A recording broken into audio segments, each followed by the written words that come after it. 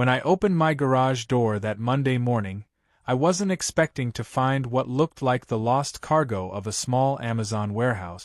Towering stacks of cardboard boxes were crammed from wall to wall, blocking my tool shelves, my gym equipment, even my backup fridge, which, by the way, was still running, humming quietly beneath a box marked Zmaz Lights 2008. At first, I genuinely thought I'd been robbed by the world's politest thief. No signs of forced entry. Nothing missing. Just an army of mystery boxes squatting in my garage like they paid rent. I stood there, keys still in hand, staring into the chaos, and all I could think was, is this some weird HOA sacrifice? Like, if I open the wrong one, do I summon Karen? Let me back up. I live in a pretty average suburban neighborhood. Nice lawns, 2-car garages, too many labradoodles. We also have a homeowners association. And heading it with all the enthusiasm of a middle school hall monitor on a power trip is Karen. Yes, her name is actually Karen. The kind of person who once fined a neighbor because his Halloween pumpkin wasn't seasonally neutral in November. The woman has a clipboard, a measuring tape, and binoculars. She calls them her compliance kit. So yeah, not someone you want randomly dumping boxes in your personal space. Naturally, I assumed it had to be a mistake. Maybe the boxes were meant for someone else. Maybe a delivery truck got the addresses mixed up. I checked the garage door lock, still intact. No sign of a break-in. I cautiously approached one of the boxes, pried it open, and found binders, notebooks, paperwork, HOA paperwork. I flipped through one labeled Vendor Logs 2019 to 2022 and immediately saw Karen's signature on nearly every page. And that's when it clicked. This wasn't a mistake. It was a hostile garage takeover. Still trying to process it, I walked over to Karen's house. She lives just 5 houses down, in a place so aggressively beige it could be used in military camo tests. I knocked, waited, and when she opened the door, she gave me that smile she reserves for people who breathe too loudly. Before I could say a word, she chirped, "Oh good, you saw the boxes. I was hoping you wouldn't mind holding on to them for a few weeks." No apology. No explanation. Just smug confidence, like she was doing me a favor by giving my garage a purpose. "It's just temporary," she added. "We needed a secure location for HOA records while we renovate the clubhouse storage room. Now, I'm not unreasonable. I can be a team player. But using someone's garage without asking first? That's not teamwork. That's trespassing." I told her plainly. She had no right to do that, and she needed to remove the boxes immediately. She scoffed like I'd asked her to shovel coal. "Technically," she said, "and I swear this is real, Section 14B of the HOA Charter allows for emergency community storage under board discretion. And I am the board. I asked for the charter. She told me to look it up. I did. There is no Section 14B. The closest thing is a section about paint color restrictions and one about acceptable flag sizes. The kicker? I was out of town for a weekend camping trip. She'd timed it perfectly. Waited until she knew I'd be gone, then used her HOA key access to open the side gate to my backyard, pry open the emergency override on my garage panel, and stash her mess inside like it was some glorified trash closet. She even left a note taped to the side wall. "Thanks. HOA appreciates your service." Like I'd volunteered for jury duty. That night, I sat in my kitchen, rage-eating leftover pizza while glaring at the garage door. My tools were trapped. My gym was blocked. And my backup fridge had a suspicious smell now. I knew I could file a complaint with the HOA, but considering Karen was the HOA, that was like asking a fox to investigate missing chickens.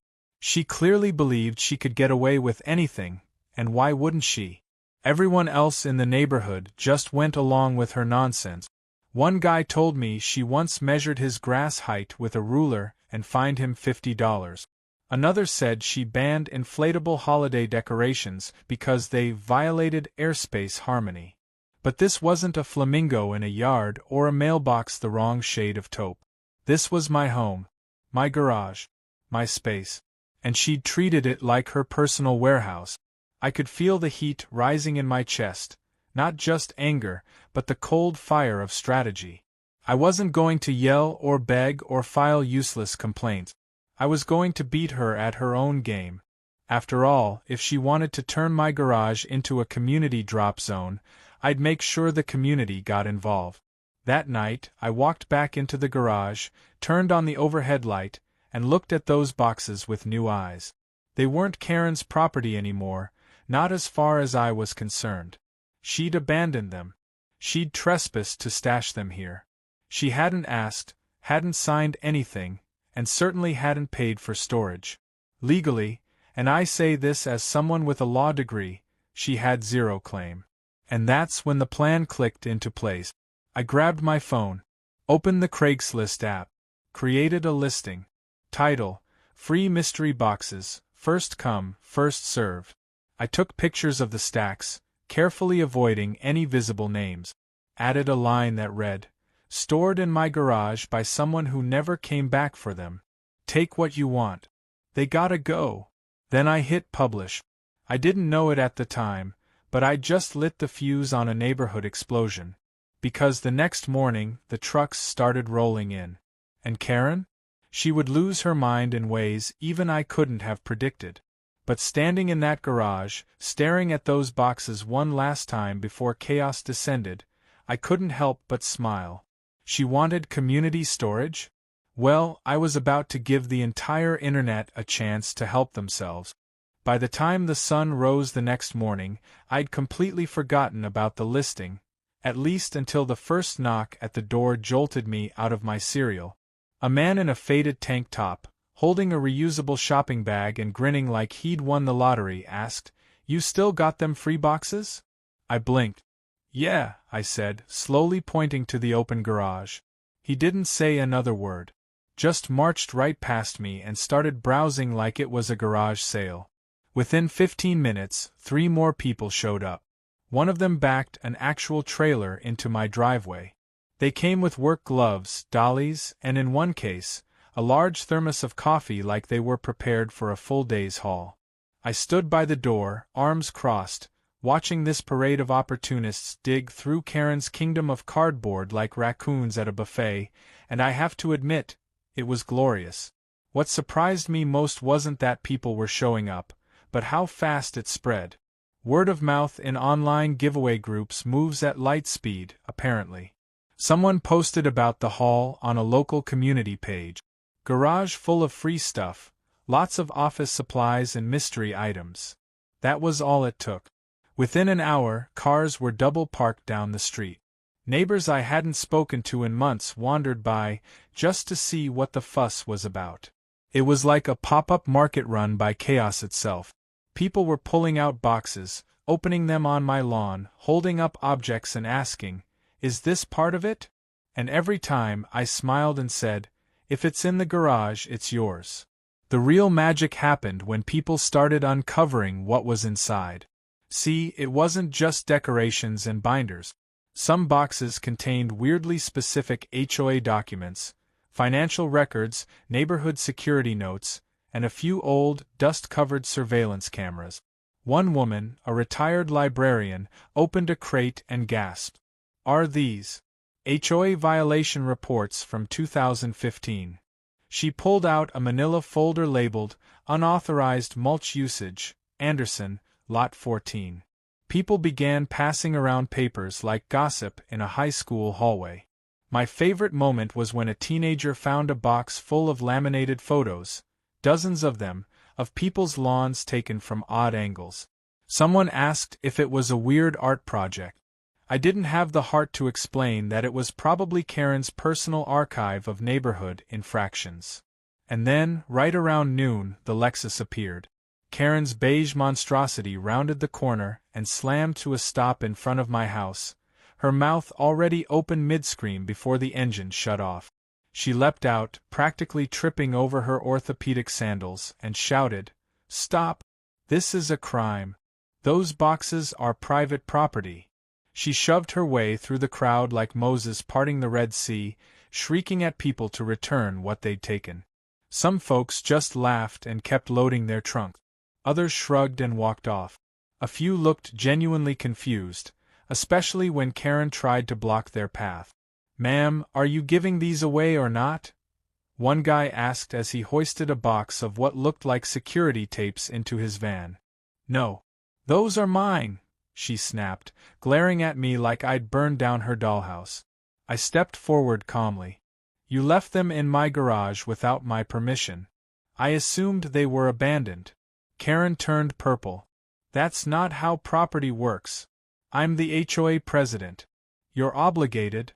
I cut her off. "Actually, you're trespassing. And this is a private property dispute. You want the law involved." I pulled my phone from my pocket.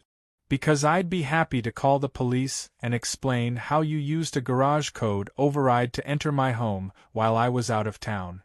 Her mouth opened and closed like a malfunctioning ventriloquist dummy.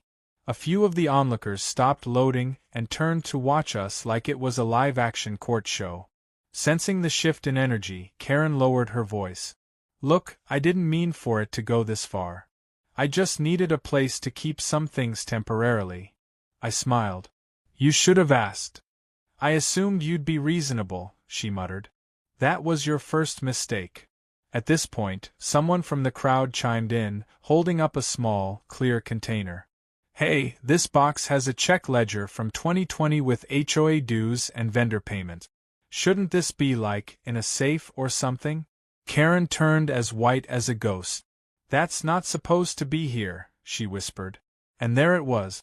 The crack in the armor. Karen had been sloppy. For someone who built her personality around control, she had just let half the neighborhood peek behind the curtain. Suddenly, what had started as a petty act of revenge was morphing into something far more satisfying. This wasn't just junk. This was evidence. Receipt. Files. Proof. As Karen scrambled to grab as many folders as she could from the open boxes, I noticed a few neighbors filming the scene with their phones. One guy even narrated like it was a documentary. Here we see the wild Karen in her natural habitat, attempting to rescue her horde from the angry villagers. I nearly choked trying to hold in my laughter. She eventually managed to carry 3 small boxes back to her car before realizing that most of her stash was already in other people's hands or halfway down the road. She made one last attempt to rally sympathy. "You're all going to regret this. This is illegal," she cried. A voice from the crowd piped up. "So is breaking into someone's garage." Karen froze, then stormed back into her car, peeled off without a word, and disappeared down the street. The moment she was gone, someone clapped. Then another.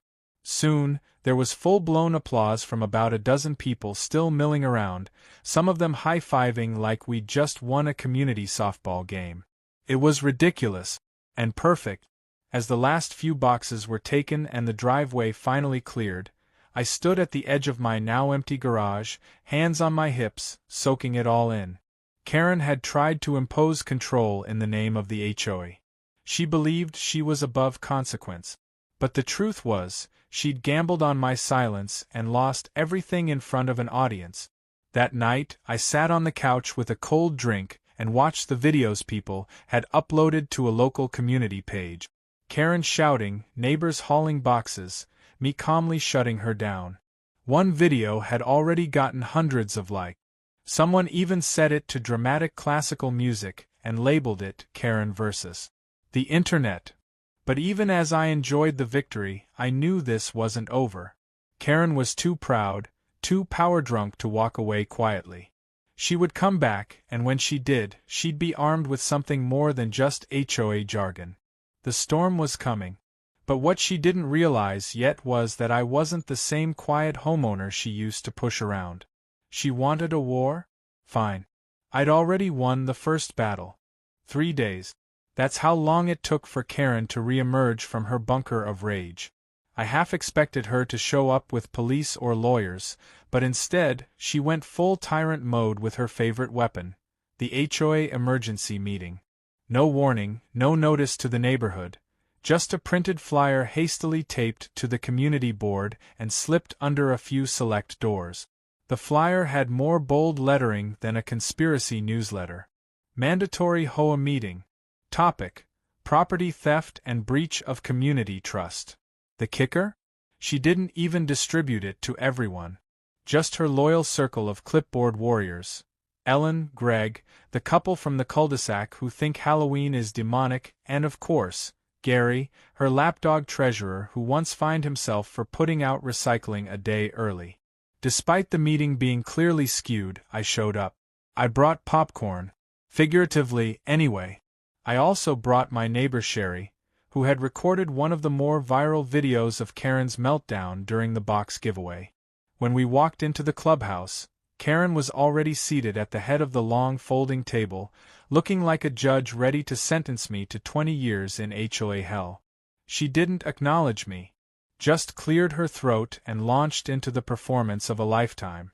She accused me of grand larceny, of orchestrating a public humiliation campaign, of damaging crucial community infrastructure, whatever that meant. Apparently, in her mind, the cardboard boxes were the equivalent of the Liberty Bell, and I had chucked them into a burning dumpster. She passed around a printout of the Craigslist listing, highlighted in aggressive yellow. "This, dear board, is what betrayal looks like," she said, like she was reading from a courtroom drama script. When it was my turn to speak, I didn't bother standing. I just leaned forward and asked a single question. "Karen, did you ever get written permission from me to store your items in my garage?" She hesitated, blinked, then said, "As president of the HOA, I don't need explicit permission for temporary storage in the event of emergency preservation of community records." "Is that in the charter?" I asked. She nodded too quickly. "Section 14B. I slowly pulled a stapled packet from my folder. "There is no Section 14B. I've read the entire HOA charter. Twice. I even brought copies in case anyone else wants to check." There was a pause. A real, genuine silence as doubt crept in. Gary reached for a copy. Greg leaned forward. Ellen narrowed her eyes. "And for the record," I continued, "I have camera footage of Karen entering my backyard and using the garage panel override while I was out of town. No request. No notice. Just trespassing. That's a crime, by the way." Karen's face twitched. "That footage is inadmissible without a proper warrant. It's my property. My security cameras. I don't need a warrant to watch what happens in my own garage." Gary was now flipping through the charter. His lips moved as he read. Ellen started whispering to the woman beside her. Karen, realizing her momentum was slipping, slammed her hand on the table. "This meeting is not about my actions. It's about community violation." "Exactly," I said calmly. "And I'd like to submit a motion to fine Karen for unauthorized access to a resident's home, unlawful storage of HOA property, and abuse of presidential power." Chaos erupted. Gary's glasses slid down his nose as he fumbled with his notes. Ellen tried to ask a question and got shushed by Karen. But the damage was done. People were talking, doubting, peeking behind the polished curtain of control she'd kept tightly drawn for years. That night, as I walked home, my phone buzzed. Several neighbors texted to say they'd had similar experiences with Karen misusing her position. One person claimed Karen had borrowed their patio chairs for an official HOA event and never returned them. Another said she'd been asked to host an HOA file box for a few weeks, but refused, only to find a passive-aggressive violation notice in her mailbox the next day. Then came the real twist. I got a call from Phil. He's the retired accountant who lives near the back of the neighborhood. Keeps to himself mostly, but always has an ear to the ground. He said, "You might want to check Facebook Marketplace." I asked why. He sent a link. Karen's resale account. Listed under a different name, but the profile picture was unmistakably her dog in a Christmas sweater. And the items for sale? Nearly identical to what had been in my garage. Office furniture, filing cabinets, even a used shredder labeled "lightly used," works great. I stared at the screen, stunned. She wasn't just hoarding HOA materials, She was flipping them for profit. And using neighborhood resources to do it. That explained why she was so frantic to get those boxes back. Not because of privacy or pride, but because she was losing inventory. I took screenshots. All of it. Every listing, every image, every timestamp. Then I made another call, to my cousin, Laura. She's a paralegal. Loves petty justice. When I told her what happened, she said, "Oh, she's cooked. That's mail fraud, misuse of funds, potentially tax evasion if she didn't report the resale income. Want me to help you draft a formal complaint?" Yes. Yes, I did. By the end of the week, I'd assembled a packet so damning it could have doubled as an HBO miniseries. I called it the Karen Report. Inside were testimonies, screenshots, financial inconsistencies, and a copy of the HOA charter with all the fake rules she'd invented highlighted in red. I even included a QR code linking to the garage giveaway video that had now racked up over 12,000 views. Then I distributed it, not to the board, not to Karen, but to every single resident in the neighborhood. Slipped under doors, dropped in mailboxes, emailed where I had addresses.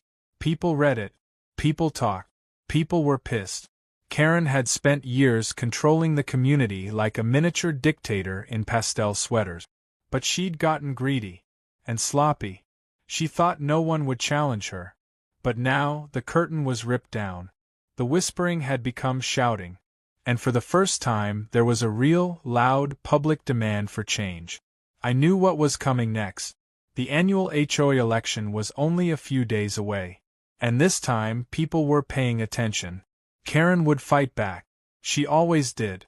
But this time I had truth, proof, and about 70 of my neighbors behind me. She wasn't ready for what came next. And honestly, neither was I. Election day arrived like a storm cloud that had been brewing for years. The annual HOA meeting had never drawn more than 15 people, most of them dragged in by their spouses or lured with the promise of free coffee.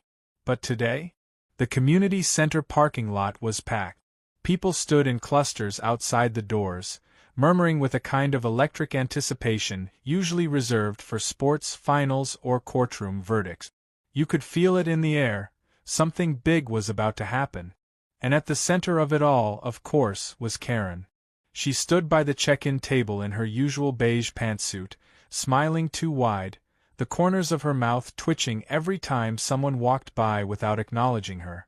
She was flanked by Ellen and Greg, her loyal foot soldiers, both of whom looked less enthusiastic than usual.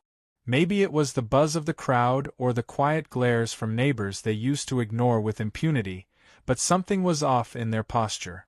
They were nervous, and Karen, despite her practiced poise, couldn't hide the crack forming in her confidence. Inside, the chairs were lined in uneven rows, a folding table placed at the front like a sad version of a presidential debate stage. Karen took her seat dead center, papers neatly arranged, water bottle labeled with her name, as if sheer presentation could save her from what was coming. I took a seat 3 rows back, just close enough to catch her expression but far enough not to appear too eager. Beside me were Sherry and Phil, both armed with copies of the Karen Report and ready to answer any questions. I could see neighbors flipping through the packet as they waited for the meeting to begin, mouths curling in disbelief or amusement as they read through the now infamous screenshots. Karen called the meeting to order with a tight smile and a practiced voice that had commanded this room for years. She moved quickly through the agenda, clearly hoping to limit open discussion before things could turn ugly. But ugly was already in the room, sitting in every chair, holding every document, whispering in every ear. It wasn't just about me or the boxes anymore. It was about years of unchecked control, of manipulative fines, of overreach disguised as order. She reached the final item on the agenda, election of board positions, and paused, as if expecting no one to challenge her usual automatic reappointment. As there are no new nominations, I nominate myself, I said loudly, standing. Every head turned. Karen froze mid-sentence, blinking as if I'd spoken in another language. A beat passed, then someone else raised their hand. Seconded, said Mrs. Patel from down the block, who Karen once fined for her daughter's sidewalk chalk art. Another voice called out from the back, I second that too. A few claps followed. Karen's smile was gone. She gripped the table with both hands, her voice sharp now. That's not proper procedure. Nominations were supposed to be submitted 2 weeks prior. I held up a printed email from the HOA bylaws. Actually, nominations can be made at the meeting if there's a quorum, which we have, probably for the first time in HOA history. A hush fell over the room. She was cornered, and everyone knew it. Gary, the treasurer who had started distancing himself ever since the report came out, cleared his throat and spoke up. He's right. The bylaws allow it. The vote began. Ballots were distributed. People took their time, carefully marking their choice. When the final vote was tallied, Karen stared at the result sheet like it was a death certificate. She had lost. Badly. 72 votes to 12. A landslide. She didn't speak. She didn't argue. She just sat there, blinking in disbelief, her world crumbling like a sandcastle against a tide she never thought would come. As the room erupted into applause and scattered cheers, I walked to the front, not to gloat, but to speak. I thanked everyone for showing up, for making their voices heard. I promised transparency, fairness, and a full audit of past decisions. Then I announced the first official act under the new leadership, dissolving all pending fines issued under the bogus rules Karen had invented over the years. The room lit up with applause again, louder this time, with laughter and even a few happy tears. The atmosphere was euphoric. People stood and hugged. Some exchanged numbers. Others made plans for a community barbecue to celebrate. It was like watching a spell being broken in real time. Karen didn't stay to the end. She packed up her papers, muttering something under her breath, and marched out the door, her loyalists trailing behind like confused ducks. No one followed. No one stopped her. She had finally become what she feared most, irrelevant. That evening, as the sun dipped behind the houses and the air filled with the scent of freshly cut grass and charcoal smoke from early grillers, I sat on my porch and watched kids ride bikes without fear of citations, neighbors chatting freely about their gardens, their dogs, their lives. The community was healing. Slowly maybe, but surely. The fear that had kept people quiet for years had vanished like morning fog. Then something strange happened. A delivery van pulled up to my house. The driver approached with a box in hand, unmarked, taped shut, addressed to me. No sender. No labels. Just a plain cardboard box. I signed for it, curiosity buzzing in my chest. I carried it into the house, set it on the kitchen table, and opened it slowly. Inside was a collection of files. More HOA documents. But these were different. Older. Some yellowed with age, others clearly recently printed. There were internal notes, emails, and a ledger of questionable expenses dating back several years, exorbitant vendor payments, gift purchases labeled as community enrichment, even a receipt for a spa retreat that Karen had marked under leadership development. There was also a folder labeled to be destroyed. I stared at the documents, a cold realization settling in. Someone had dropped this off deliberately. Maybe someone from Karen's circle. Maybe someone finally tired of protecting her. Whatever the case, this was bigger than anything I had found so far. I picked up the phone and called Laura again. She answered on the first ring. So, did she set something on fire yet? Worse, I said, reading through a printed email chain that detailed how Karen had rejected a community park proposal so she could divert the funds to repaint the clubhouse in her favorite color. I think we just found the real reason she wanted those boxes back. Laura sighed. All right. We're going federal with this. As I sat back in my chair, surrounded by the ashes of Karen's empire and the files that might finally bury it for good, I smiled to myself. This wasn't just about a garage anymore. It never really was. This was about power, abuse, entitlement, and finally, consequences. A week after the election, everything felt almost too quiet. The kind of quiet that makes you wonder if the villain is regrouping just off-screen. The neighborhood was healing fast. Lawns looked greener, people waved with genuine smiles, and the shadow that had loomed over every mailbox and garden gnome had finally lifted. Still, something in me refused to fully relax. Karen had vanished from community life entirely. No HOA newsletters, no passive-aggressive memos, not even a complaint about barking dogs. That wasn't her style. She didn't go out quietly. She plotted. And sure enough, the calm broke when a second box showed up on my doorstep. This one wasn't delivered by a courier. There was no knock. I opened the front door to water my plants, and it was just there. Sitting like a secret, wrapped in silence, sealed tight with black duct tape. No markings. No label. No note. Just my name scribbled in thick red ink across the top.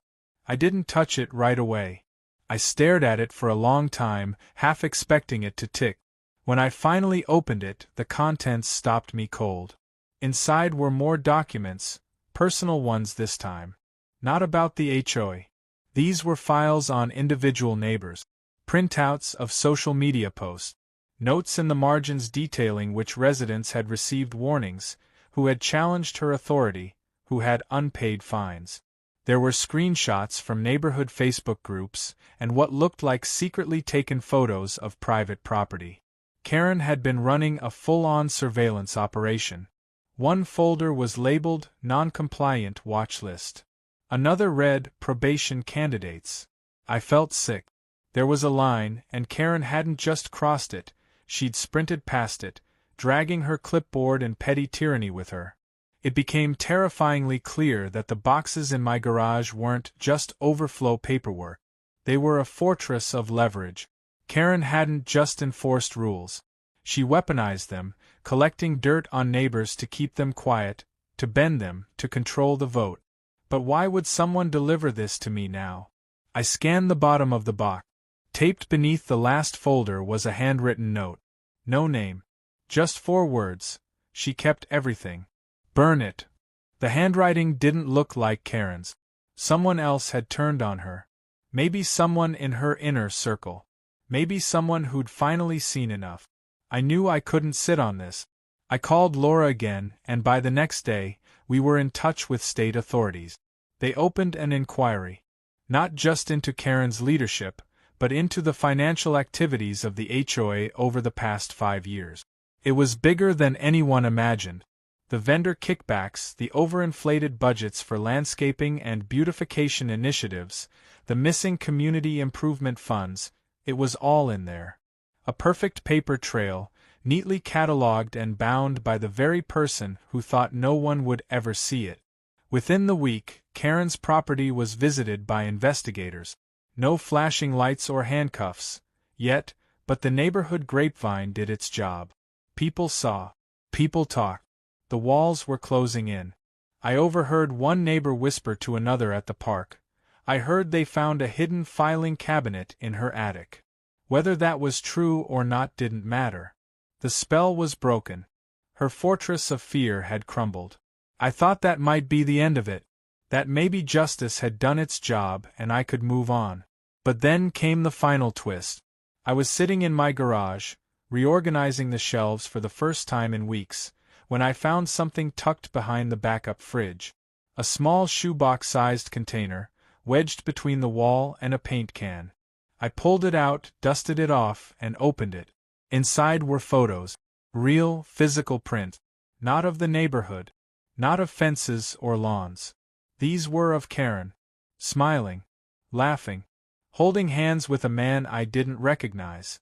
There were postcards from places like Aruba and Costa Rica. Airline tickets. Receipt. One envelope had a different last name. It hit me suddenly. Karen had a secret life.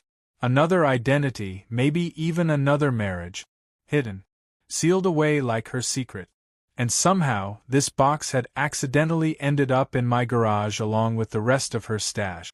Now I understood the panic in her eyes that day she found people rummaging through the boxes. It wasn't just HOA dirt. It was personal. She'd hidden everything in my space because she thought no one would dare touch it. And now, it had all unraveled in front of her. A life meticulously built on control and secrets, exposed one accidental box at a time. I didn't keep the box. I didn't dig any deeper. I handed it over to the same investigators and walked away. Not because I didn't want to know more, but because I finally realized it wasn't about Karen anymore. It was about everyone else she'd trampled to keep her tower standing. The HOA transformed after that. We rewrote the bylaws, removed vague clauses, eliminated arbitrary fines. Transparency became the new rule. People felt empowered to speak up, to vote, to participate. We added a community garden. Kids chalked the sidewalks again. Halloween decorations multiplied. And for the first time in years, it felt like a neighborhood again. One Saturday morning, I hosted a yard sale. Not because I needed to sell anything, but because people missed seeing each other. We set up booths, shared lemonade, traded stories. Someone brought music. It felt right. Toward the end of the day, one of the teenagers who'd helped during the original box giveaway came up to me holding his phone. "Dude," he said, grinning. "You're trending again." He showed me the screen. A screenshot of my original Craigslist post had resurfaced on a viral subreddit. Thousands of upvotes, people cheering in the comments. Some even called it the ultimate petty revenge. My favorite comment read, "She weaponized bureaucracy. He weaponized Craigslist. This is the duel of the century."